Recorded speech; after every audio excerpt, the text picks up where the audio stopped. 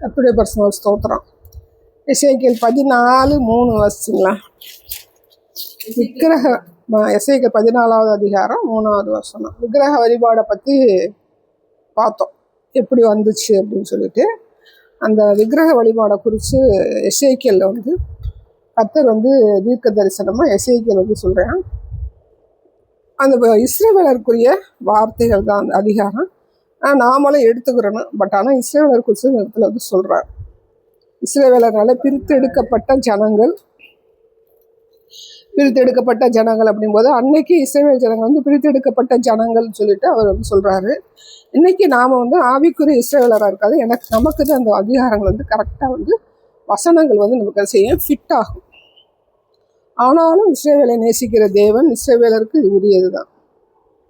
14:3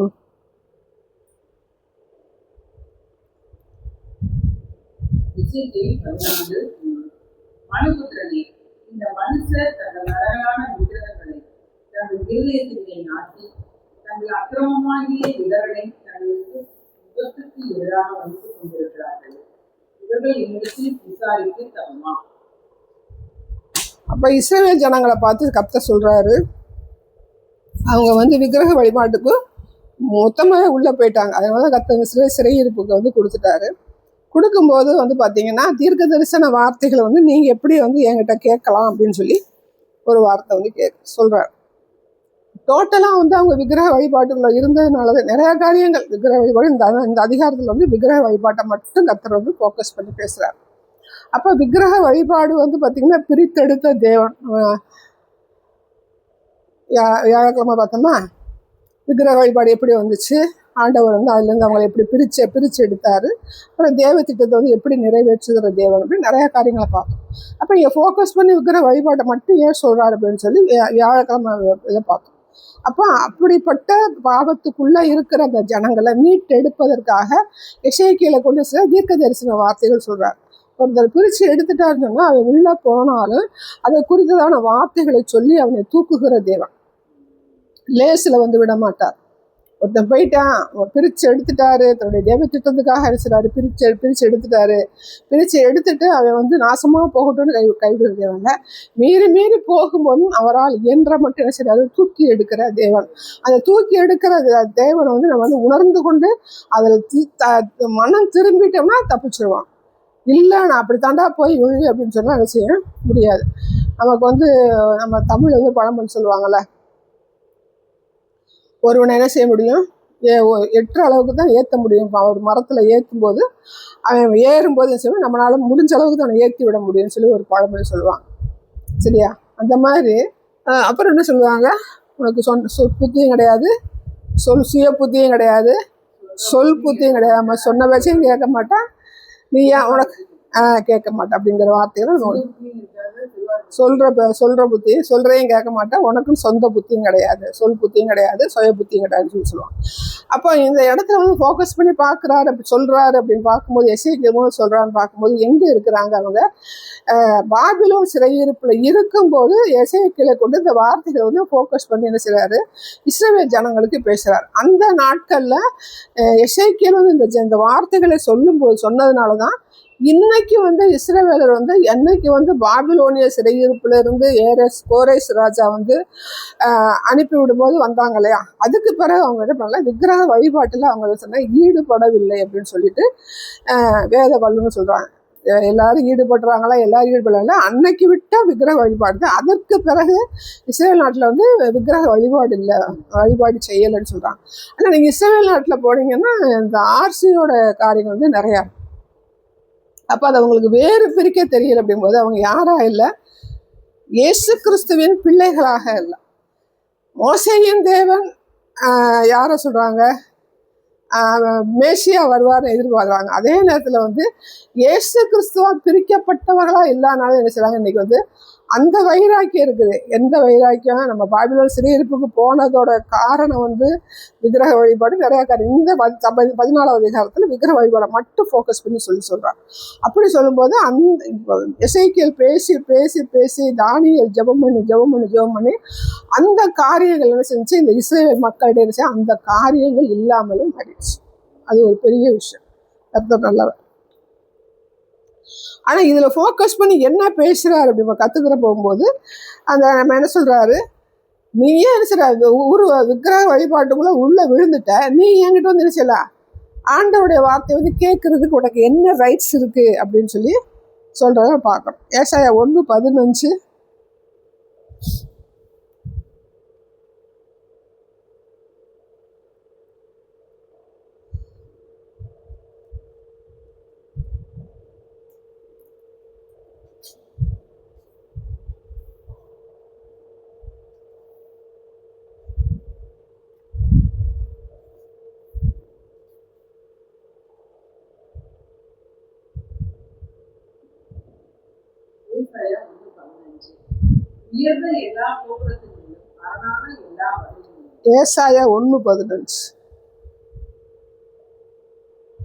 ஏசாயா 1:15.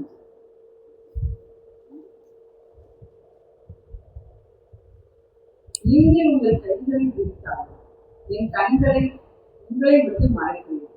நீங்கள் மிகுதியாய் ஜெபம் பண்ணினாலும் கேளேன்.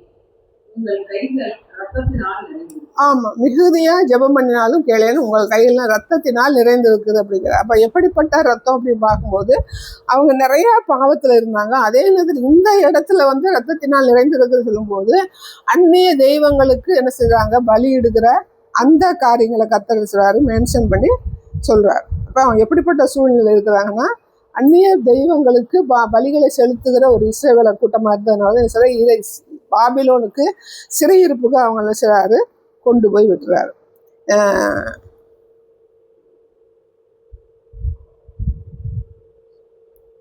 எசேக்கியேல் 14:4 வாசிங்க.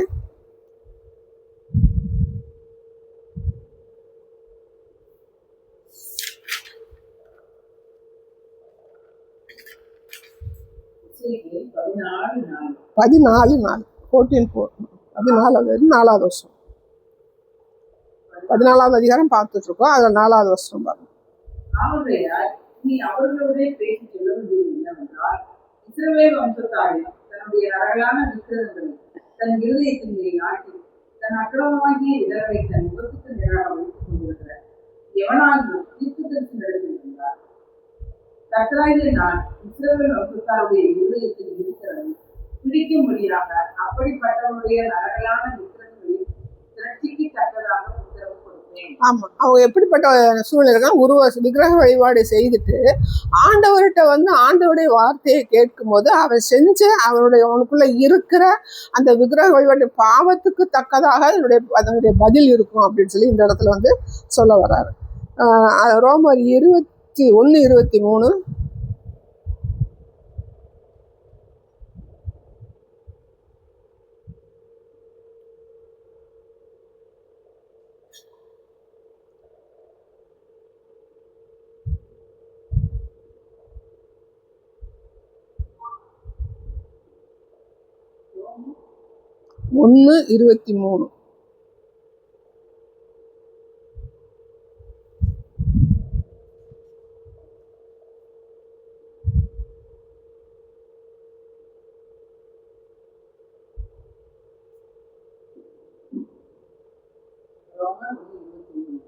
அழிவில்லாத தேவனுடைய மகிமையை அழிவுள்ள மனுஷர்கள், பறவைகள், மிருகங்கள், ஊர் பிராணிகள் ஆகிய இவர்களுடைய துன்பங்களுக்கு ஒப்பாக மாற்றினார்கள். அப்ப கர்த்தர் வந்து எப்படிப்பட்ட நிலைமையில அவங்க இருக்கிறாங்கன்னு பார்க்கும்போது தேவனுடைய மகிமையை விட்டுட்டு என்ன செய்யறாங்கன்னா அவங்களுக்கு ஏற்றதா என்ன செய்றாங்க, சிலைகளை வந்து செய்துக்கிறாங்க. எப்படி சிலைகளை மனுஷரா செஞ்சுக்கிறாங்க, மிருகங்களை வணங்குறாங்க, பறவைகளை வணங்குறாங்க. அப்படிப்பட்ட அந்த இதுக்கு வந்து அவங்க வந்து இருக்கிற நிலைமையில இருக்கும்போது அவங்களோட இருதயத்துல இருக்கிற இந்த காரியங்கள்லாம் வச்சுக்கிட்டு என்கிட்ட வந்தாங்கன்னா அந்த காரியங்களை குறித்து தான் நான் என்ன செய்வேன், உங்களுக்கு வந்து நான் பதில் கொடுப்பேன் அப்படின்னு சொல்லி சொல்றத நம்ம வந்து பார்க்கோம். எசேக்கியேல் 14:5.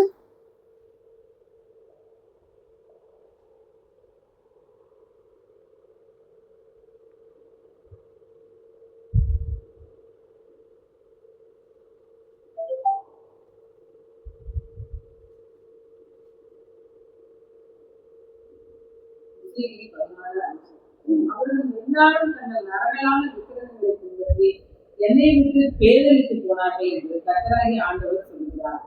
ஆமா, எப்படி போனாங்களாம்? நல்லா தான் இருந்தாங்க. பேதலித்துனா பைத்தியமாயிட்டாங்க.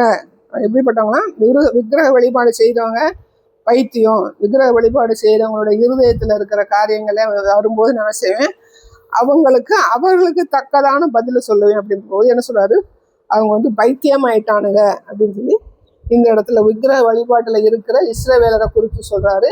இன்னைக்கு நாமளும் ஆண்டவருக்குள்ள இல்லாத போது அந்த காரியங்களை குறித்து என்ன செய்யறது சொல்றாரு கர்த்தர்.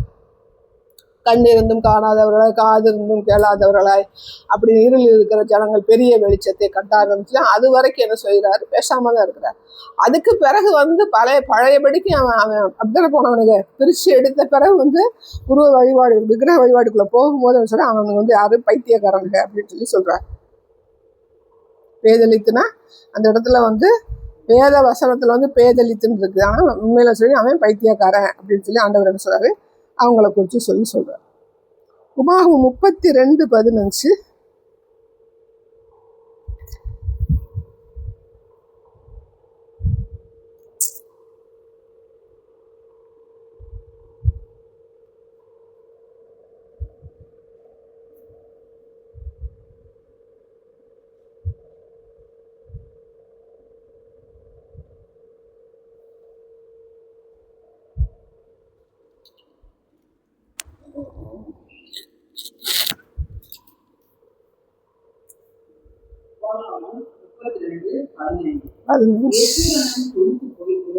யெஷூரன்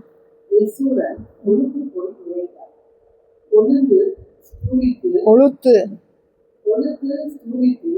இனம் துணினது போல தன்னை உண்டாக்கின தேவனுக்கு தன் ரட்சிப்பின் கண்களை அசட்டை பண்ணினார். இந்த இடத்துல யெஷூரன் அப்படி பார்க்கும்போது யாக்கோபுக்கு தான் ஆண்டவர் அவனை அப்படி கூப்பிடுவார். யாக்கோப யெஷூரனே கூப்பிடுவார். ஏசாயா 44:2 வாசிங்க. 44:2.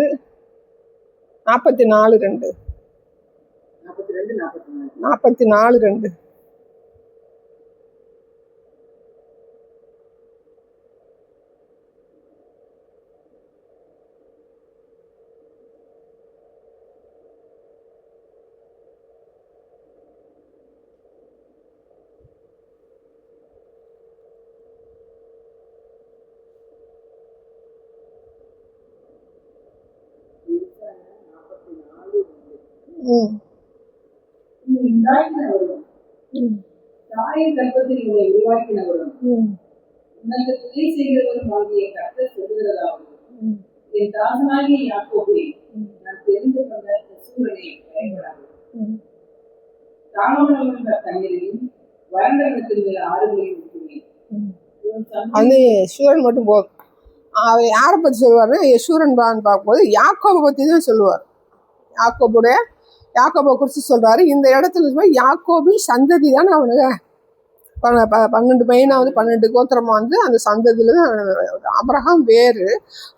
ஆனால் லாஸ்ட் எண்டு பார்க்கும்போது யாக்கோபுக்கு தான் அந்த மேன்மை கிடைக்குது. என்ன கிடைக்குது?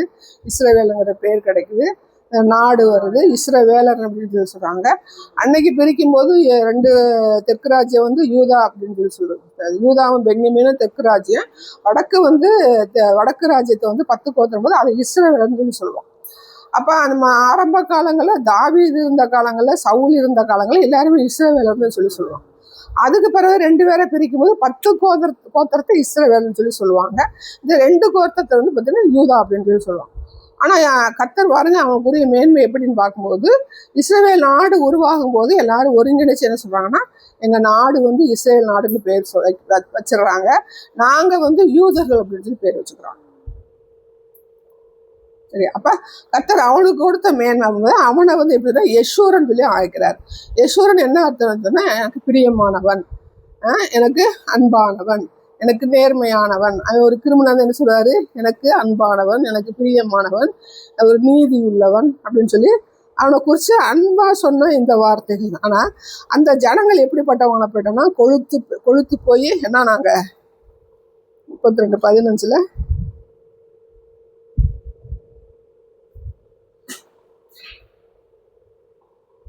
கொழுத்து ஸ்தூலித்து ம் நினம் துணின போது கொழுத்து ஸ்தூலித்து நினந்துள்ள போனா ஓவர் வெயிட் போட்டு என்ன செய்றாங்க, எப்ப பார்த்தாலும் சாப்பிட்டு சாப்பிட்டு என்ன செஞ்சுருந்தாங்க. நம்ம ஒரு ராஜாவை பார்த்தோம்ல, அது வேற என்ன நல்ல பேரு, நியாயாதிபதிகளை ஆண்டான்ல,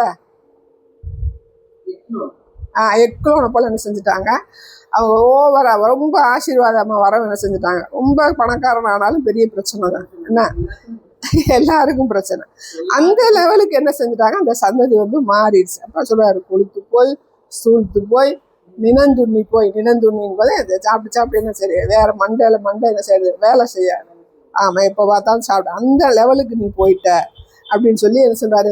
விக்கிரக வழிபாட்டில் ஈடுபட்டதுனால அந்த யசூரன் பேரை சொல்லி அவனை நான் இப்படி அழைச்சேன், நீ பிரியமானவன், நீதியானவன், நேர்மையானவன், அந்த சந்ததி இப்போ எப்படிப்பட்ட நிலைமையில இருக்கீங்க, அந்த நிலைமையில இருக்கிறீங்கன்னு சொல்லி அவங்களுக்கு தீர்க்க தரிசன வார்த்தையை வந்து எசேக்கியேல் மூலம் பேசுறாரு.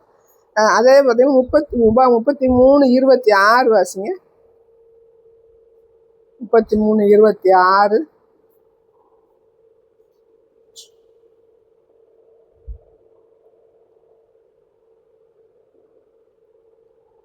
சூரனுடைய தேவனை ஒருவர் அவர் உனக்கு சகாயமாக வானவீடு தமது மாட்சிமையோடு ஆய மண்டலவீடு ஏறி வருகிறார். ஆமா, இந்த உபாகமத்துல வந்து புதிய தலைமுறை, இளந்தலைமுறை, அதாவது எகிப்திலிருந்து வந்த ஜனங்கள்லாம் வந்து ரொம்ப முறுமுறுத்து ஆண்டவருக்கு கீழ்ப்படியாம எல்லாம் செத்து போன பிறகு அவர் மோசே சொல்றாருன்னா 20 வயசுக்கு மேல இருக்கிறவன் உயிரோட இருக்கிறேன். அப்போ அவனுக்கு வந்து நடந்த காரியங்களை இது செங்கடலை கடக்கும் போது அவன் இருந்தானா இல்லையான்னு தெரியல. ஏன்னா 40 வருஷம் வந்து சுத்திட்டு இருக்காங்க. அப்போ இங்கே தான் பிறந்திருக்கணும். 40 வயசு 20 வயசும்போது அவன் வனாந்திரத்துல தான் பிறந்திருக்கணும். அப்போ அவன் செங்கடெல்லாம் கடந்து வந்தது தெரியாது, மாறாவாது பண்ணது தெரியாது, எகிப்துல 10 வாதைகள் என்ன செய்யாது அவனுக்கு வந்து தெரிகிறதுக்கு வாய்ப்பு இல்லை, நிறைய காரியங்கள் தெரியாது. அந்த யாத்திராகமும் எண்ணாகமத்தில் நடந்த எல்லாமே வந்து அவனுக்கு வந்து தெரியாது. அங்கே காதேஸ் பர்னேயாவில் இருக்கும்போது என்ன செய்கிறாருன்னா, அந்த 20 வயசுக்குள்ள அவங்களுக்கு ஒரு வேளை வந்து அவங்க அம்மா அப்பா கூட சேர்ந்து நடந்து வந்திருக்கலாம், பயணிச்சிருக்கலாம். ஆனால் அந்த ஆண்டவர் செய்த செயல்களை அறிந்து கொள்ளக்கூடிய வயசுல இருந்தாங்களா அப்படின்னு பார்க்கும்போது ஒரு 20 வருஷத்துக்குள்ள இருக்கிறவங்க ஒரு 15 வயசு 20 வயசு இருக்கும்போது ஏதாவது செய்திருந்தாருன்னா தெரிய வாய்ப்பு இருக்கு. ஆனால் அவங்க வந்து இந்த எரிகோ கோட்டை இடிக்கும் போது பார்த்தீங்கன்னா 20 வயசுக்குள்ள உள்ளவங்க வந்து பார்த்தீங்கன்னா அதை பார்த்துருப்பாங்களான்றது ஒரு வாய்ப்பு இருக்காங்க போது நமக்கு வந்து அரிதாக இருக்கும். சின்ன பசங்களாக இருந்திருக்கலாம், பார்த்துருக்கலாம், கேட்டிருக்கலாம்.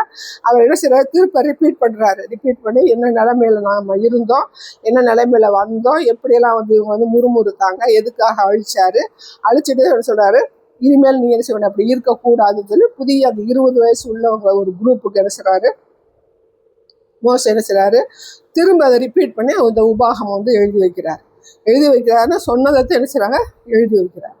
அப்போ அப்படிப்பட்ட ஜனங்கள்கிட்ட வந்து அந்த இளம் தலைமுறை கிட்ட சொல்றாரு, வாசிக்கிறாரு, சொல்றாரு, திரும்ப வாசிங்க 33:26. யசூரனுடைய தேவனை போல் ஒரு முறை. அப்ப நீ வந்து யாக்கோபுடைய சந்ததி, உன்னோட தேவனை போல ஒரு தேவன் வந்து இல்ல அப்படிங்கிறத சொல்றாரு, உறுதிப்படுத்துகிற தேவனா இருக்கிறார். அடுத்து ஆமா, அவர் போல ஒரு மனுஷன் சார் ஒரு தேவன் கிடையாது, அவரை நீ சார்ந்துக்கோ, அவருடைய தோல்ல நீ ஏறி நீ உட்கார விட அவர் என்ன செய்வாரு, உன்னைய தூக்கி அவரு தோல்ல வச்சுக்கிடுவாரு. ஆதாரம் நித்திய புயங்கள் ஆதாரம் போது அவருடைய தோல்ல வந்து என்ன செஞ்சுக்கிறேன், உன்னைய நான் தூக்கி வச்சுக்கிடுவேன் அப்படின்னு சொல்லி சொல்றாரு அந்த இளம் தலைமுறை கிட்ட. அடுத்து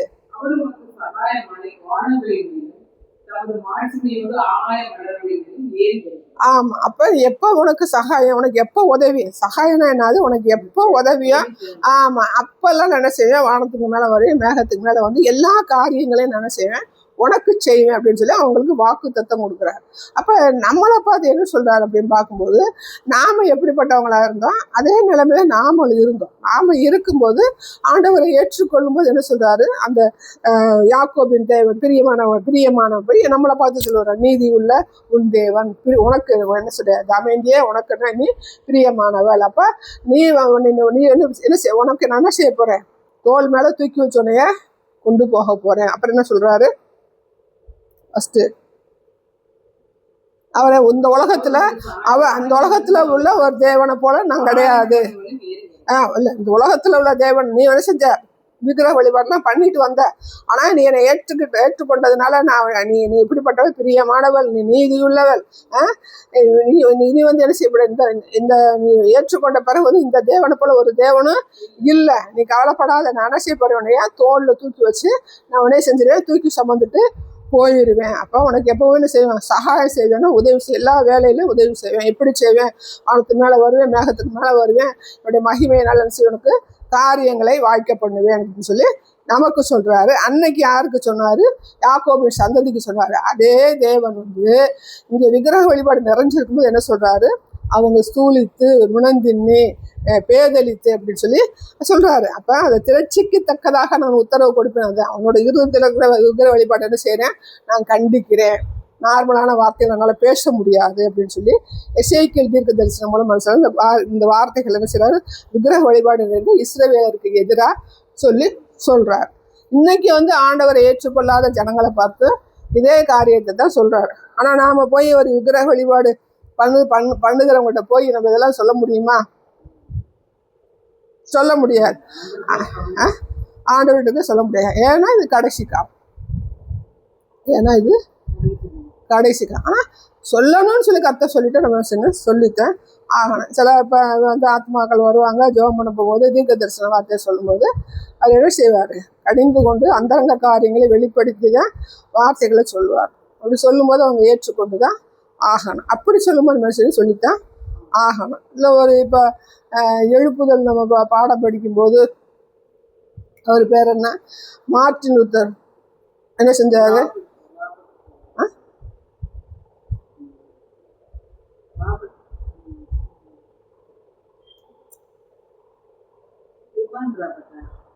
இவான் ராபர்ட்ஸ் அவர் என்ன பண்ணுவாரு,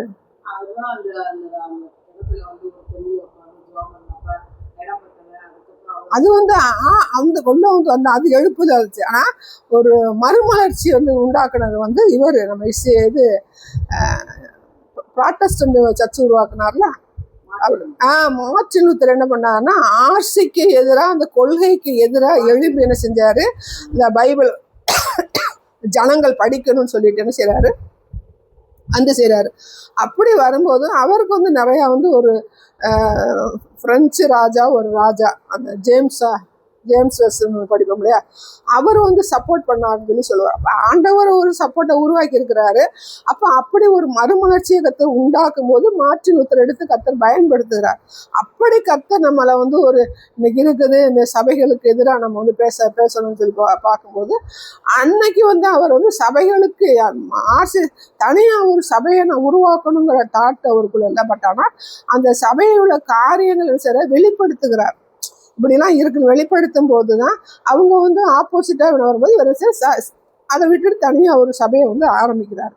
இன்னைக்கு வந்து நம்ம எல்லாருக்கும் போராட வேண்டிய அவசியம் கிடையாது. நமக்குன்னு ஆண்டவர் வச்சிருக்கும் போது நம்ம சபைகளில் தேவனுடைய சத்தியத்தை ஃபோக்கஸ் பண்ணி பேசணும். அதையும் மீறி கர்த்தர் பேச சொல்றாரு, உன்னை பேச சொல்றாரு, உன்னை அப்படித்தான் எடுத்து பயன்படுத்த போறாரு, உன்னை ரத்த சாட்சியாக தான் எடுத்து பயன்படுத்த போறாருன்னா அதுக்கு நம்ம ஒப்பு கொடுத்து தான் ஆரம்பிக்கணும். நம்மளுடைய பாதையில் வந்து பார்த்தீங்கன்னா நமக்கு ஆரம்ப காலங்கள் என்ன இருந்துச்சு, ரொம்ப கெடுபடியாக இருந்துச்சு. இன்னைக்கு என்ன ஆயிடுச்சுன்னா ஒரு இடத்த வந்து ஆண்டவர் கொடுத்துருக்காரு, ஆலயத்தை கட்டி ஜனங்களை கூப்பிட்டு வச்சு என்ன செய்ய போகிறோம், சத்தியத்தை வந்து நம்ம ஃபோக்கஸ் பண்ணி பார்க்க போகிறோம். அப்படி பார்க்கும்போது அந்த ஜனங்கள் மத்தியில் இப்படிப்பட்ட காரியங்களை சொல்லி அவர்களுக்குள்ள ஒரு தாக்கத்தை ஏற்படுத்தி கடைசி வரைக்கும் தேவனுடைய கரத்தில் இருக்கிற பிள்ளைகளை மனுஷனை உருவாக்க நமக்கு வந்து முடியும். இல்லை நம்மக்கிட்ட இருக்கிற சொந்த பந்தங்கள்லாம் இருக்கிறாங்களே, நீங்கள் இருக்கிற இந்து சாமி கும்பிடும் போது அவங்கள ஃபோக்கஸ் பண்ணி இந்த காரியங்களை சொல்லி, இவங்க ஃப்ரெண்ட்ஸ் வட்டாரங்கள்லாம் இருக்கு இல்லையா, சொல்லி என்ன செய்யணும், பேசி காரியங்களை சொன்ன வந்து வெளிப்படுத்தணும். ரைட்டா? எசேக்கியேல் 33:5 படிச்சிங்களா சார்? உபாகம் 33:5 வாசிங்க.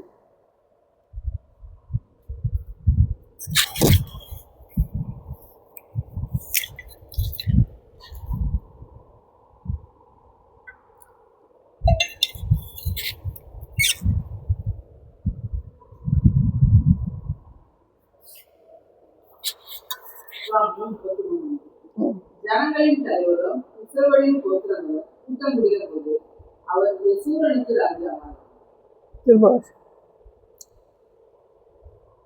ஜனங்களின் தலைவரும் இஸ்ரவேலின் கோத்திரங்களும் கோத்திரங்களும் கூட்டம் கூடிய போது அவர் யெசூரனுக்கு ராஜாவாய். ஆமா, யெசூரனுக்கு ராஜாவா இருந்தாருன்னா அந்த புதிய தலைமுறை இருக்கும்போது என்ன சொல்றாரு, உங்களுக்கு நான் செய்றேன் ராஜாவா இருக்கிறேன், இஸ்ரவேல் யெசூரனுக்கு நான் தலைவனா இருக்கிறேன், யாக்கோபின் சந்ததிக்கு நான் தலைவனா இருக்கிறேன் அப்படின்னு சொல்லி சொல்றாரு.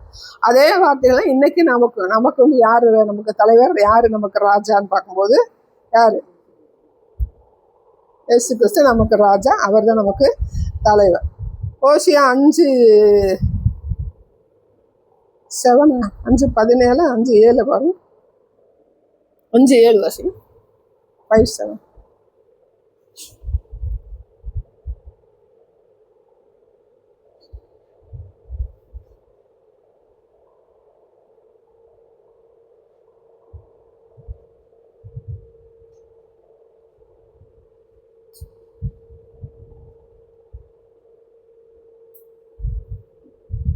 ஓசியா 5:7.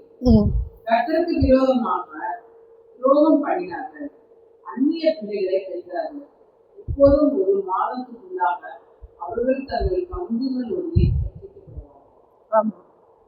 திரட்சிக்கு தக்கதாக சொல்லும்போது பார்த்தீங்கன்னா என்ன செய்யறாங்கன்னா, அந்நிய பிள்ளைகள் போது ஆண்டவரோடு இணைஞ்சு பார்க்கும்போது அது ஆண்டவருடைய பிள்ளைகளா இருக்கும். அந்நிய நுகத்தில் அவங்க காணான் பெருசிலும் என்ன செய்யறாரு, சம்பந்தம் கலந்து பிள்ளை பெறும்போது அது எப்படிப்பட்ட பிள்ளைய பெறுது, ஆண்டவருக்கு விரோதமான அந்நிய பிள்ளை போது பிசாசின் பிள்ளையா மாறி போகுது. இந்த இடத்துல சொல்றாரு அந்நிய பிள்ளைன்னு சொல்லி ஏத்துல சொல்லப்பட்டார். என்ன சொல்றாரு, பிசாசின் பிள்ளைகளா இருக்காங்க. அப்புறம் என்ன சொல்றாரு, பட்சிக்கப்படுவார்கள்.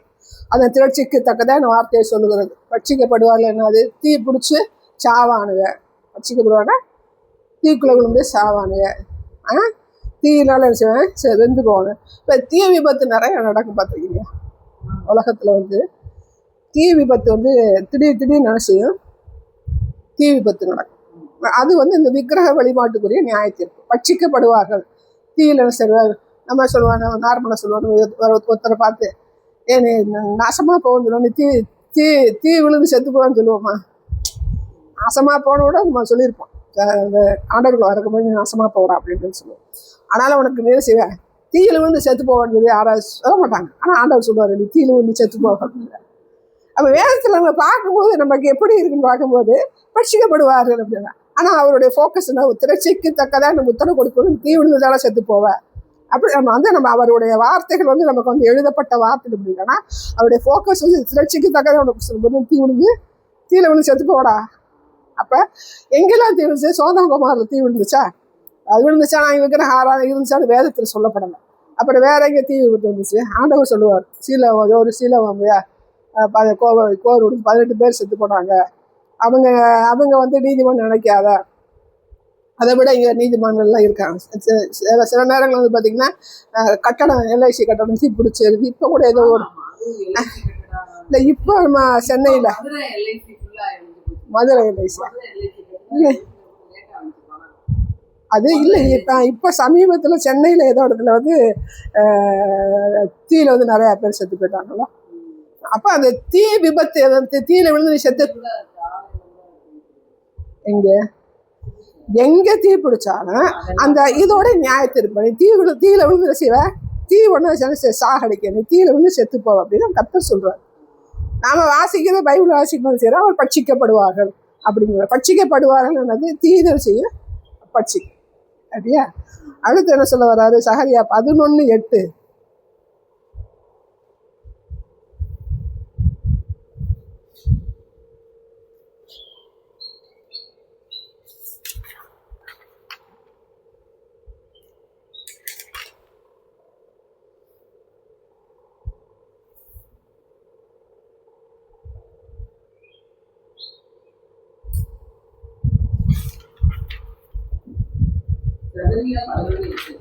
ஒரே மாதத்திலே 3 மேய்ப்பரையும் அறம் பண்ணி என் ஆத்துமா அவர்களை ஆலோசித்தது, அவர்கள் ஆத்துமா என்னையும் உயர்த்தது.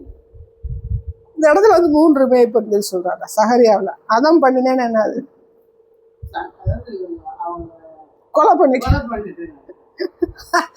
அவர் சொல்ற வார்த்தை, நான் உனக்கு கொலை பண்ணிட்டேன், 3 பேரையும் கொலை பண்ணிட்டேன்ன்றாரு. அப்ப யாரு 3 பேர்? 3 மேய்ப்பர் யாரு? 3 பேர் யாரு? ஜனங்களுக்கு மேய்ப்பரா வச்சது 3 பேர். 3 பேரையும் கொலை பண்ணிட்டுன்றாரு. எதுக்காக? விக்கிர வழிபாடு. யாரு 3 பேர்? ஆசாரியர், தீர்க்கதரிசியர்,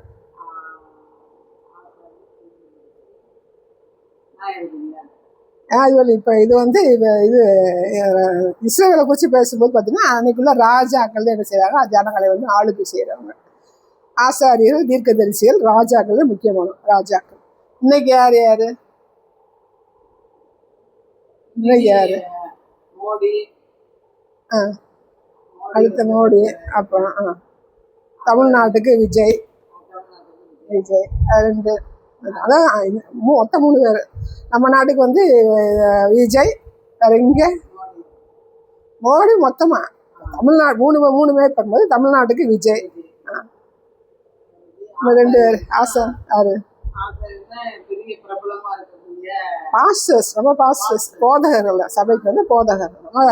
ஆவிக்குரிய ரீதியா பார்க்கணும். உலக பிரார்த்தனை சொல்ல மாட்டான்டா, ஆசாரியர்கள் அப்படி பார்க்கும்போது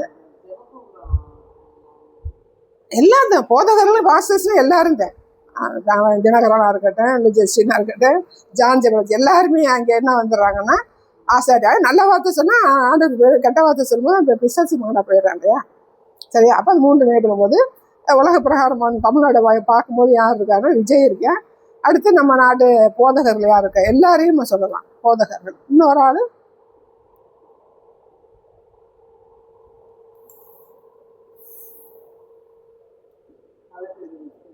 தீர்க்கதரிசி. ஃபர்ஸ்ட் என்ன சொன்னீங்க? ஆசாரியர்கள், தீர்க்கதரிசிகள், ராஜாக்கள் சொன்னோம். அதே மாதிரி இப்போ இங்கே கள்ள தீர்க்கதரிசி 3 மேய்ப்பண்ணை அடிச்சுக்கோ கொலை பண்ணிட்டேன்னு சொல்லி சொல்கிறாரு. கள்ள தீர்க்கதரிசின்னு சொல்ல வரல. கள்ள தீர்க்கதரிசி தான் எங்கே அவனுக்கு போயிருக்குதா பனிஷ்மெண்ட்டு? அங்கேயே பிள்ளையார வெட்டுற மாதிரி வெட்டி போட்டுருவாரு, அங்கே நரகத்துக்கு போயிடுறேன். இந்த இடத்துல வந்து அவங்க 3 பேர்த்தையும் அடிச்சு கொண்டுட்டேன்டா, கொலை பண்ணிட்டேன்டான்னு சொல்லி சொல்கிறாரு. அப்போ யாரை கொலை பண்ணிட்டாரு? விஜயை கொலை பண்ணிட்டாரு, இங்கே இருக்கிற பாஸ்டர்ஸை கொலை பண்ணிட்டாரு. இன்னொரு ஆள் இங்கே இருக்க நல்ல தீர்க்கதரிசி, இங்கே இருக்கிற தீர்க்கதரிசியையும் கொலை பண்ணிட்டாரு. தீர்க்கதரிசி, நல்ல தீர்க்கதரிசி, எல்லா தீர்க்கதரிசியும் செஞ்சாரு, கொலை பண்ணிடுறாரு. 3 பேரையும் போட்டு தள்ளிடுறாரு. சரியா? 3 பேரையும் போட்டு தள்ளிடுறாரு. அப்போதான் 3 மேய்ப்பர்கள் அப்படின்னு சொல்லி சொல்றாரு. அப்படித்தானே? 3 அப்படிதான் வச்சுங்க. ஒரே மாசம் 11 திரும்ப வாசிங்க. 11 திரும்ப வாசிங்க. ஒரே மாதத்திலே 3 மேய்ப்பரையும் அலம்பரையும் ஆத்துமா அவர்களை ஆரோசித்தது. அவர்கள் ஆத்துமா என்னையும் வெறுத்தது. ஆத்துமா ஆரோசித்தது வேற. அவர்கள் ஆத்துமா என்னையும் வெறுத்தது. அவனுங்க வந்து ஆண்டவரை வெறுக்கிறாங்க. இவர் ஆரோசித்ததுன்னு என்ன சொல்ல வர்றாரு? ஆரோசித்தது அப்படின்னா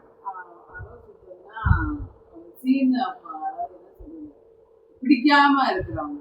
இந்த இவங்க இருக்காங்கல்ல, அது அவங்க பேர் என்ன? தொழுநோயாளி இருக்குல்ல, தொழுநோயாளி வரல, சீனா சொல்லப்பட்ட தொழுநோயாளியை பார்த்தோட நம்ம மனசு என்ன செய்ய? அருவம் இருக்கும். ஆண்டவருக்குள்ள இருக்கும்போது, நம்ம கர்த்தருடைய பிள்ளையா இருக்கும்போது ஒரு தொழுநோயாளி சொல்லி தொட்டு சொசப்படுத்தணும், சுகமாக்கணும், கழுவி மருந்து போடணுன்றது இருக்குது. ஆனா நார்மலா நீங்க ஒரு தொழுநோயாளியா இருக்கிற ஒரு இடத்துக்குள்ள நீங்க போறீங்கன்னு வச்சுக்கோங்க, அந்த அப்ப ஆட்டோமேட்டிக்கா அந்த மனசு என்ன ஆகும்? அருவருப்பா இருக்குங்க, அருவருப்பா இருக்கும். வேற என்ன சொல்ல வரலாம்? இது இப்போ நம்ம இதுக்கு ஒரு பாத்ரூம்ல போகும்போது நல்ல பாத்ரூம்ல என்ன செஞ்சிருவோம்? ஓடி வந்துடுவான். இதே இது வந்து பார்த்தீங்கன்னா வழிநடை வந்து முந்தியெல்லாம் நினைப்பாங்க, வெளியிலே என்ன செய்வாங்க?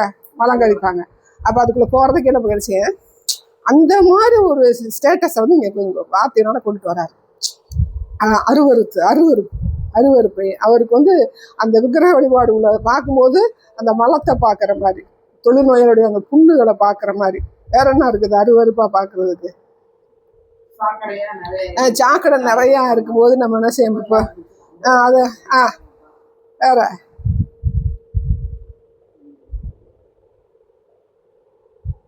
ஒரு தவறா வந்து ஒரு பொண்ணு நடக்கிறா, ஒரு பையன் இருக்காங்க, ஒரு தவறான குடும்பத்தை பார்க்கும்போது அவங்கள பார்க்கும்போதே நம்ம என்ன பார்க்கும்போது அவங்களுக்கு என்ன அருவருப்பா இருக்கு. சிலர் பார்க்கும்போது நமக்கு அது சரியாக பிடிக்காது. மனசு வந்து ஏற்றுக்கிறாரு. அந்த தாழ்ந்த ஜாதி உயர்ந்த ஜாதி பார்க்கும்போது அந்த தாழ்ந்த ஜாதி மக்களுடைய நடவடிக்கைகளை பார்க்கும்போது நம்ம என்ன செய்ய முடியாது? அந்த பழக்க வழக்கங்களை பார்க்கும்போது நம்மளால அக்செப்ட் பண்ண முடியும். அப்படிப்பட்ட நிலைமைக்கு அவர் வந்துடுறாராம். உங்களை பார்க்கும்போது ஒரு மலத்தை பார்க்குற மாதிரி, ஒரு தொழுநோயாளியோடைய புண்களை பார்க்குற மாதிரி, ஒரு சாக்கடையை பார்க்குற மாதிரி, அதுக்குள்ள நம்ம வந்து அந்த மனசுலாம் அப்படிதான் அப்படி ஒரு வெறுப்பான ஒரு நிலைமைக்கு அவருடைய ஆத்மா என்ன செஞ்சது? வந்துருதான். இந்த இடத்துல வந்து அந்த விக்கிரக வழிபாடுல வரும்போது அவருடைய மனசு வந்து அப்படிப்பட்டதா இருக்குது. அப்போ இந்த 3 பேர் சொல்லி ஒரே போட்டு தள்ளிடுறாரு. அப்படித்தானே? 3 போடா தள்ளிடுறாரு. 11, 17 வாசிங்க.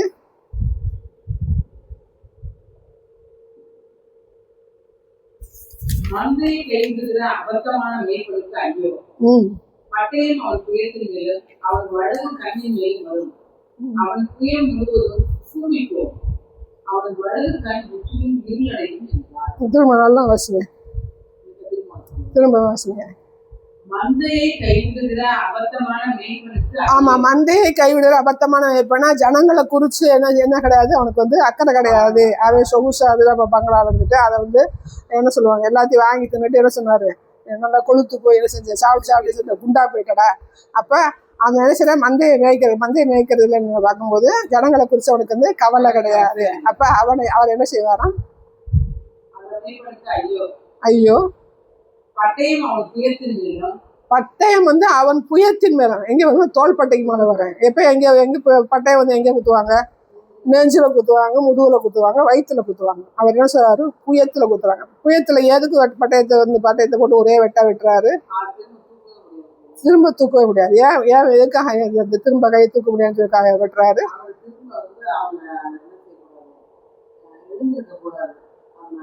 ஆண்டவர் வந்து ஒரு ஆத்மாவை மீட்டெடுக்கும் போது யசுரனை பார்த்து என்ன சொல்றாரு, என்னுடைய புயம் உனக்கு ஆதாரம், அவனை நான் தூக்கி சுமப்பேன்டான்னு சொல்லி சொல்றாங்க. அப்ப ஒரு ஆடை தூக்கி சுமக்க வேண்டிய ஒரு மந்தையை மேய்ப்பன் வந்து இப்படிப்பட்ட விக்கிரக வழிபாடுல போகும்போது உனக்கு தோள்பட்டை இருக்க போடுற ஒரே வெட்டுறான்னு சொல்லி என்ன செய்றாரு, தோள்பட்டையை வெட்டுறாரு. அடுத்து அவன் வலது கண்ணின் மேலும் வரும். என்ன அவர் வலது கண்ணில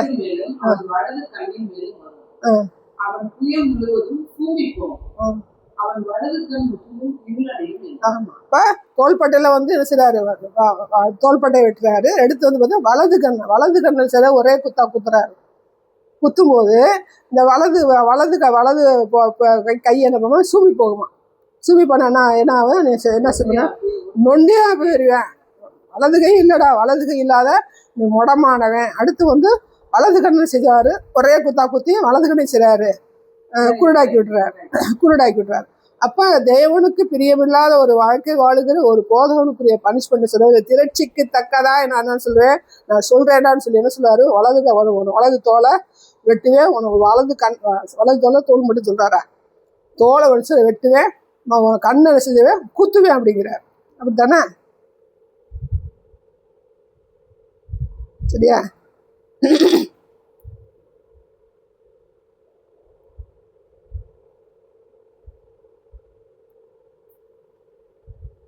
சகரியா 11 அதுல 17 வாசிங்க.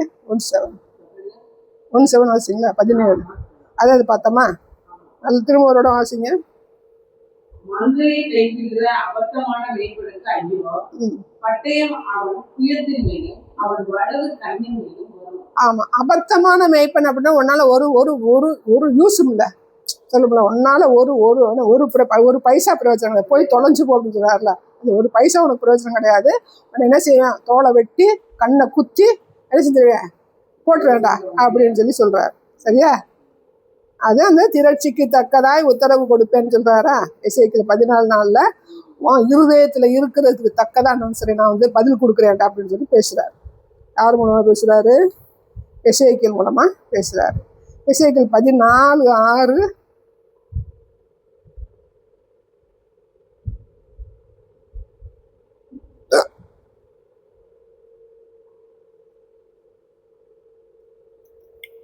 ஆமையால் நீ இஸ்ரவேல் வம்சத்தாரை நோக்கி திரும்புங்கள், உங்கள் நரகலான விக்கிரகங்களை விட்டு திரும்புங்கள், உங்கள் சகல அருவருப்புகளையும் விட்டு உங்கள் முகங்களை திருப்புங்கள் என்று கர்த்தராகிய ஆண்டவர்.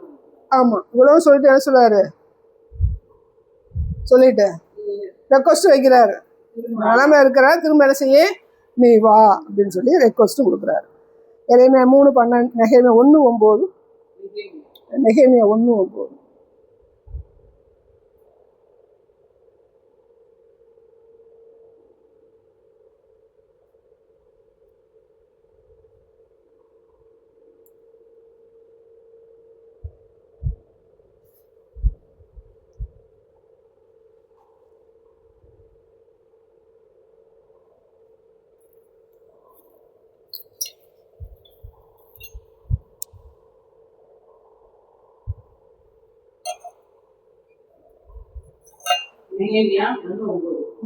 நீங்கள் என்னிடத்தில் திரும்பி என் கற்பனைகளை கைக்கொண்டு அவைகளின்படி செய்வீர்களானால் உங்களிலே கலந்து போறவர்கள் வானத்தின் கடையாந்திரத்தில் இருந்தாலும் நான் அங்கே இருந்து அவர்களை சேர்த்து என் நாமம் விளங்கும்படி நான் தெரிந்து கொண்ட ஸ்தலத்துக்கு அவர்களை கொண்டு வருவேன் என்றும் தேவரே உங்களுடைய தாசனாகிய மோசேக்கு கற்றுவித்த வார்த்தையை நினைக்கிறோம். இது என்ன சொல்ல வர்றாரு அப்படி பார்க்கும்போது, இப்படியெல்லாம் வந்து அவங்க பண்ணினால என்ன செய்யறாரு, தோலை வெட்டி கண்ணை குத்தி செதறடிச்சிட்டார். ரைட்டா, செதறடிச்சிட்டார். செதறடிச்சாலும் திருமண செய்ய அவங்க மேலே இறக்கம் பாராட்டி இஸ்ரேல் அடுக்கு திருப்பி கொண்டுட்டு வருகிறது அந்த நெகை மேலே வாசிக்கிறோம். அப்போ எந்த ஒரு ஆத்மா இஸ்ரவேலருக்கு மட்டும்தான் அது உரியதான் போது அது விசேஷித்த கிருபை அப்படின்னு வச்சாலுமே அவர் தெரிந்து கொண்ட எந்த ஆத்மா இருக்கணும், தெரிந்து கொள்ளப்படாத ஆத்மா அப்படின்னு சொல்லி எதுவுமே நம்ம சொல்ல முடியாது. எல்லாருக்கும் ஒரு வாய்ப்பு கொடுக்கக்கூடிய தேவன் தான். அவரை நோக்கி கூப்பிடுகிற யாவருக்கும் அவர் உண்மையாக கூப்பிடுகிற யாவருக்கு எப்படிப்பட்டவராக இருக்காரு, அவர் நல்லவராக இருக்கிறார். அதனால அவர் யாரையும் வந்து கூப்பிடலை, சொல்லலை, பேசலை அப்படின்னு சொல்லி யாரும் வந்து சாக்கு போக்கு சொல்ல முடியாது. சில நேரங்களில் போவேன், அவங்களுக்கு வந்து சுவிசேஷம் சொல்லும்போது நாங்கள் கேள்விப்படுவேன் அப்படிவாங்க. அப்புறம் கொஞ்சம் நம்ம நோட்டிடுவோம், ஆமாம் எங்கள் அக்கா இருக்குது, எங்கள் தங்கச்சி இருக்குது, எங்கள் சித்தப்பா இருக்குது அப்படின்னு சொல்லி சொல்லுவாங்க. கேள்விப்படாத ஆத்மா இருக்குது அப்படின்னா கர்த்தர் அதுக்கு தகுந்த மாதிரி சில ஆட்களை கொண்டு போய் அவர் வருவதற்குள்ளாக தூதரை கொண்டாகிலும் அவருடைய சுவிசேஷத்தை பரப்புகிற தேவ வல்லமை உள்ளவர் அவர். அதனால அவரை நம்ம என்ன செய்ய முடியாது, ஞாயிக்க முடியவே முடியாது. அப்போ இப்படிப்பட்ட பனிஷ்மெண்ட் போட்டு உன்னை போட்டு விரட்டி குத்தி கண்ணை கெடுத்து உன்னை தொலைச்சி புட்டேன்டான்னு சொல்லி அனுப்பி விட்டாலும் திரும்ப அவங்க வந்து அவரை நோக்கி கூப்பிடும்போது சரி நான் இருக்கிற இடத்துக்கு உன்னை கொண்டு வந்துடுறேன்டா அப்படின்னு சொல்கிற ஒரு நல்ல தேவனாக அவர் இருக்கிறார். எரேமியா 3:12 3:12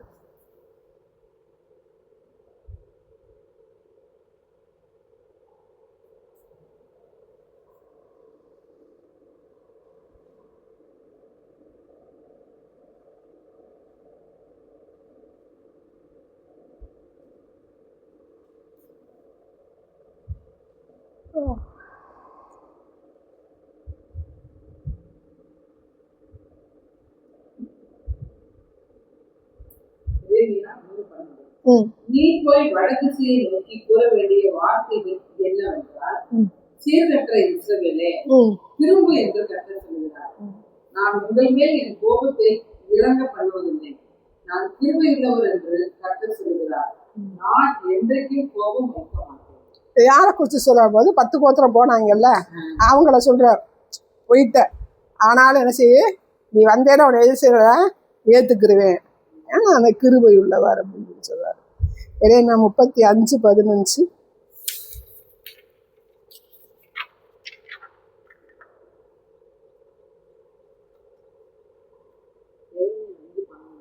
35:15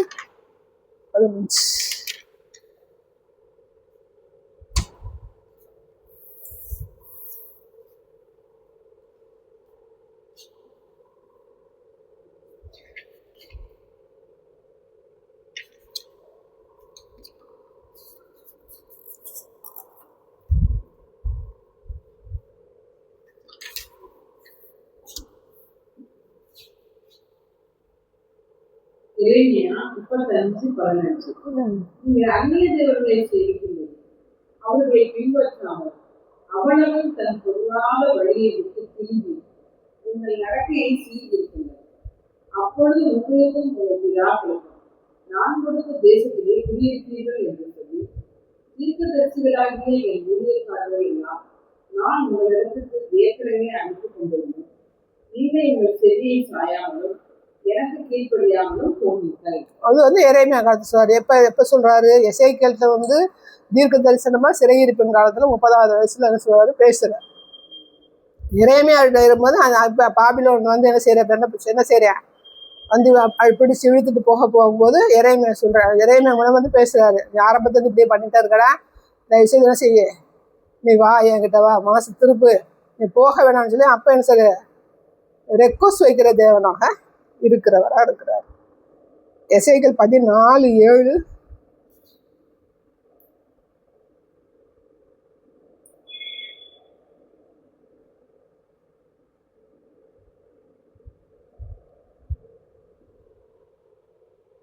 இஸ்ரவேல் வம்சத்தார்கள் இஸ்ரவேலில் தங்குகிற அந்நியர்கள் என்னை பின்பற்றாமல் பேதலித்து தன் நரகலான விக்கிரகங்களை தங்கள் இருதயத்தின் மேல் நாட்டி தன் அக்கிரமமாகிய இடர்களை தன் முகத்துக்கு எதிராக வைத்துக் கொண்டிருக்கிற எவனாயினும் தீர்க்கதரிசியின் மூலமாய் என்னிடத்தில் விசாரிக்க வந்தால் அவளுக்கு கர்த்தராகிய நானே உத்தரவு கொடுத்து. இந்த இடத்துல என்ன சொல்ல வர்றாரு அப்படி பார்க்கும்போது, தேவனுடைய பிள்ளைகள் வீட்டில் இருக்கிற அந்த நாட்கள்ல இருந்து, எந்த நாட்கள்ல இருந்து நம்ம யாரை பார்க்குறோம், இது நம்ம யாக்கோபை பார்க்குறோம். யாக்கோபு வந்து எகிப்துக்கு வரும்போதே அந்த 70 பேர்ல ஒரு வந்து கானான்னு சொல்லிட்டு கானா பையன் சம்பந்தங்கள் வந்து குழந்தை பிறந்தவங்க பார்த்தோம்ல. அப்போ அப்படிப்பட்டவங்க இருந்தாலும் அவங்க வந்து சரி நீ பைத்தியமா போகாத அளவுக்கு வேதத்தில் நீ பைத்தியமா போகாதடா, என்ன செய்ய நீ வந்து என்ன செய்ய எனக்குள்ளே வந்துரு, அப்போ உனக்கு நான் என்ன செய்வேன், நன்மை செய்கிற தேவனாக இருக்கிறேன்னு எப்போ சொல்கிறாரு, எசேக்கியேல் காலத்துலேயும் சொல்கிறார். அன்னைக்கு வந்து எப்படி கொண்டுட்டு வந்தார், மோசே மூலமாக வந்து எந்த காரியத்தையும் சொல்லலை. யாக்கோபு வந்து அந்த ஒரு அந்நிய பிறப்பில் ஒருத்தர் தான் உள்ளே வருவாங்க. அடுத்து வந்து பார்த்தீங்கன்னா 4 மறுமனையாட்டி இருப்பாங்க இல்லையா, அவங்களும் வந்து யாருன்னா ஆண்டவருக்கு அவனுடைய இஸ்ரவேல் அந்த ஆபிரகாமின் வேறு கிடையாது. ஆனால் யாக்கோபு கல்யாணம் பண்ணனால அவங்க பிள்ளைகளையும் தன்னுடைய பிள்ளைகளை ஏற்றுக்கிறார். அப்படி பிள்ளைகளை ஏற்றுக்கிற போது நீ என்ன செய்யாத, இந்த விக்கிரக வழிபாட்டுக்குள்ள நீ போகாதடா, நீ பைத்தியமாகாத, பைத்தியமாக தெரியாத, நீ வந்துரு, நீ அவங்க கூட இருக்கிற. இப்போ நம்ம வீட்டுக்கு இருக்காங்க, நம்ம இருக்கிறோம், இவங்க யார் இப்போ நம்ம சாணம் படிக்கும் போது அவங்களாம் கர்த்தருக்குள்ளே இல்லாத பட்சத்தில் சொல்கிறோம், நாம் அவருக்குள்ளே வருவதற்கு பிரயாசப்படுகிறோம். அதே மாதிரி கர்த்தர் என்ன சொல்கிறாரு, நீ என் கூட இருக்கிற, என் பிள்ளைகளோட இருக்கிற, அப்படி இருக்கும்போது நீ என்ன செஞ்சிரு, என் கூட வந்துரு, இந்த விக்கிரகத்து மேலே அந்த நரகலான போது அந்த என்ன செய்யுது, மலத்துக்கு மேலே பிரியமாக இருக்காத, நீ வந்துரு அப்படின்னு சொன்னால் அந்த ஜனங்களை வந்து கூப்பிடுகிற தேவனாக இருக்கிறார். இப்போ புதிய ஏற்பாட்டை வந்து இயேசு கிறிஸ்து இந்த காலங்களில் வந்து பார்த்தீங்கன்னா அந்த கிரேக்க ஸ்திரீ வந்து என்ன சொல்லுவா கேட்பா இல்லையா, எனக்கு கேட்கும்போது அவர் என்ன சொல்லுவார், என் பிள்ளைக்குரிய அப்பத்தை எடுத்து என்ன சொல்லி உனக்குன்னா போடக்கூடாது. அதுதான் இந்த அர்த்தம். இந்த இந்த இந்த அர்த்தம் தான்.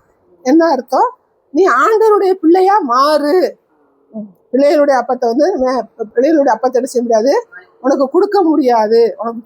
நீ விக்கிரக வழிபாட்டுக்குள்ள இருக்கிற, நீ பிசாசுக்குள்ள இருக்கிற, பிசாசு உனக்குள்ள இருக்குது. அப்படி இருக்கும்போது நீ தேவனுடைய பிள்ளையாக மாறு அப்படிங்கிறதுக்காக தான் என்ன சொல்றாரு, பிள்ளைகளுடைய அப்பத்தை எடுத்து என்ன செய்ய முடியாது, பிள்ளைகளின் அப்பத்தை எடுத்து கொடுப்பது. அது வாசிங்க, பிள்ளைகளின் அப்பத்தை எடுத்து கொடுப்பது நாய்க்குட்டிகளுக்கு போடுவது நல்லதல்ல. நாய்க்குட்டினா யாரு, அது நாய் தான், அதுவும் பிசாசு தான். பேதுரு சொல்லுவார்.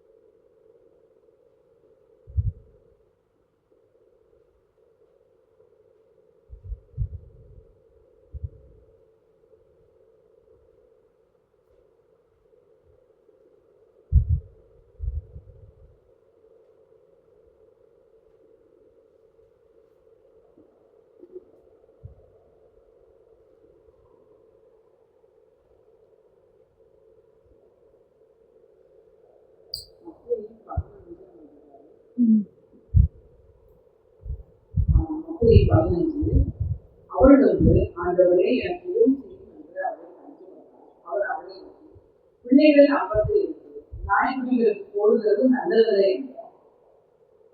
ஆமாம், இது வந்து பார்த்தீங்கன்னா நமக்கு வந்து மாம்சிக பிரகாரம் பார்க்கும்போது ஆண்டவர் என்ன இப்படி சொல்கிறாரு, அந்த பொண்ணு வந்து சுகம் கேட்குது. சுகம் கேட்கும்போது இவர் என்ன சொல்கிறாரு, இப்போ பிள்ளைக்குரிய சாப்பாடை வந்து நான் நாய்க்குட்டிக்கு போட மாட்டேன். அப்போ என்ன சொல்லுவோன்னா, அந்த ஸ்திரீயை பார்த்து நாய், அவன் பிள்ளையை பார்த்து நாய்க்குட்டிக்கிட்டாரா அப்படின்னா சொல்லுவோம். நமக்கு வந்து நிறைய கேள்வி கேட்போம், நமக்குமே அப்படி ஒரு யோசனை வந்து. இந்த இடத்துல என்ன சொல்ல வராங்க வந்து, நாய்க்குட்டி அப்படி பார்க்கும்போது பேதுருவை பாருங்கள், பேதுருவில் வந்து நாய் தான் கக்கினதை திரும்பவும் தின்னுமா, நாய்களுக்கு எச்சரிக்கையாக இருங்க, நிறைய அவசரம் இருக்குல்ல மாட்டேன்.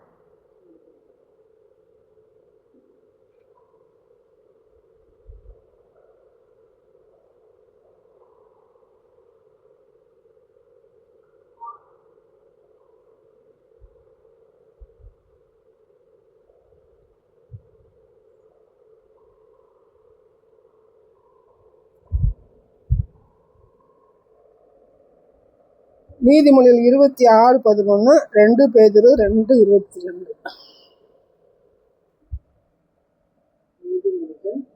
26:11, 2:22.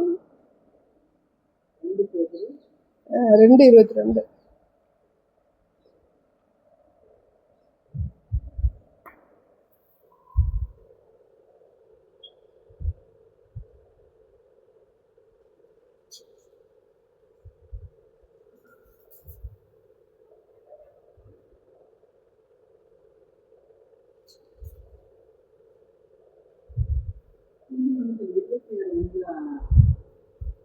26:11.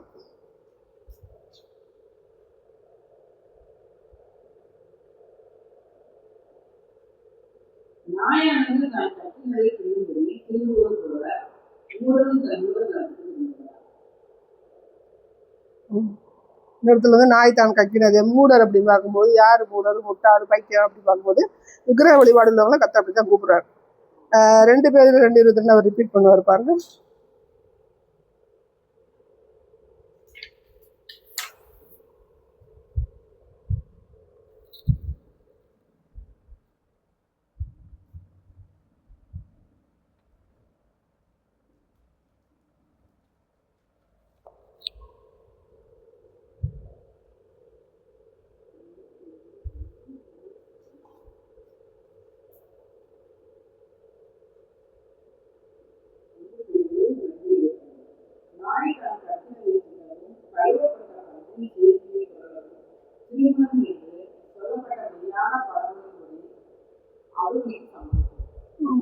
இந்த இடத்துல சொல்ல நாய் புறா யாருன்னா பிசாசை பிடிக்கும்.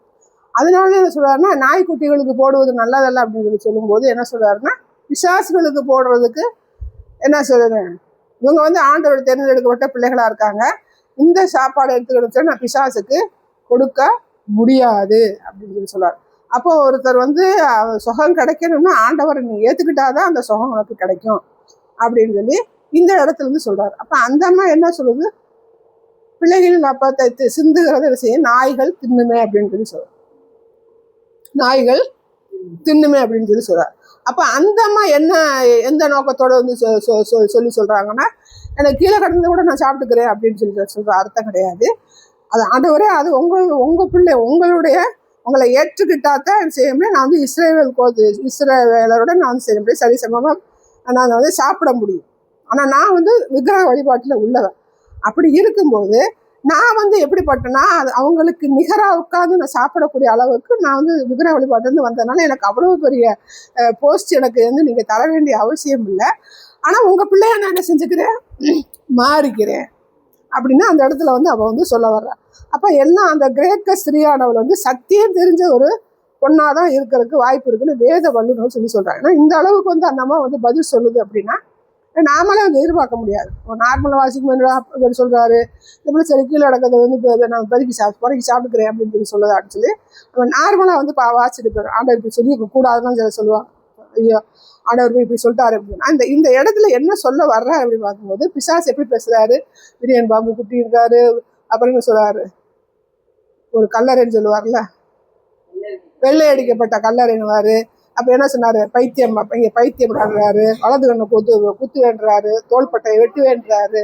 அப்ப எல்லாமே வந்து இந்த பிசாசுக்கு எதிராக கர்த்தர் உபயோகிக்கிற வார்த்தைகள். இந்த இடத்துல பார்த்தீங்கன்னா நாய்க்குட்டிகள் அப்படின்னு வந்து இது பிசாசுக்குரிய வார்த்தைகள். அந்த மாதிரி புண்படுத்துகிறதுக்காக சொல்ல அந்த மாதிரி இருக்கிற விசுவாசத்தை பார்த்துதான் கர்த்தர் அப்படி பேசுறாரு. அப்பதான் உங்களுடைய விசுவாசம் உன்னை ரட்சித்ததுன்னு சொல்லி சொல்லுவார். அடுத்த லைன் வாசிங்க.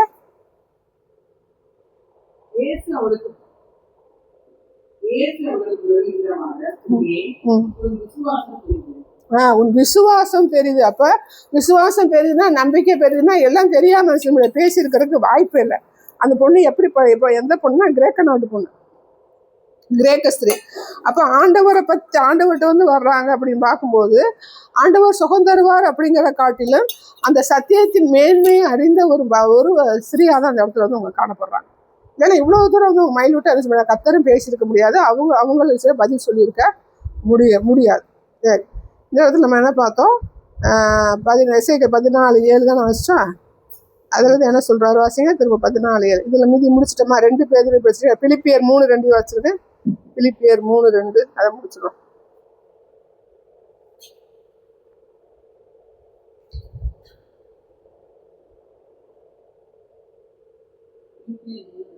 ஆயுதத்துக்கு எச்சரிக்கையா இருங்க. பொல்லாத வேலையாட்களுக்கு எச்சரிக்கையா இருங்க. சுண்ணத்துக்காரருக்கு எச்சரிக்கையா இருங்க. ஆமா. இந்த இடத்துல வந்து பாத்தீங்கன்னா நாய் சுண்ணத்துக்காரர் அப்படின்னு சொல்லி சுண்ணத்து பண்ணி முஸ்லிம்ஸும் பண்றேன். ஆமா. வேற அவன் வந்து அவன் வந்து பிசாசு மதம் தானே டோட்டலா. சரியா? இப்போ இந்த இடத்துல வந்து பார்க்கும்போது நாய் பார்க்கும்போது பிசாசை குறித்து தான் என்ன சொல்றாரு கர்த்தர் வந்து சொல்றாரு. தான் கக்கினதை ஆமா திரும்ப நாய் ஒண்ணுதே வந்து கக்கிட்டு திரும்ப திங்க வேற ஒண்ணு. அதுக்கப்புறம் பன்றி சேற்றிலே புரள்வது போலன்னு ஒண்ணு இருக்கும். அதுவும் வந்து பிசாசுக்குரியதான் பன்றி. வேறு பேருக்கு அவன் போய் எழுதிப்பாரு.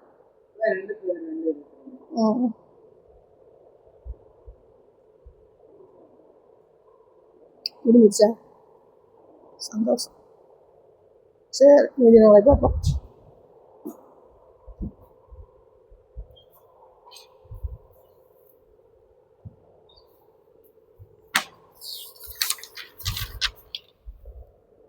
போதும் கேதி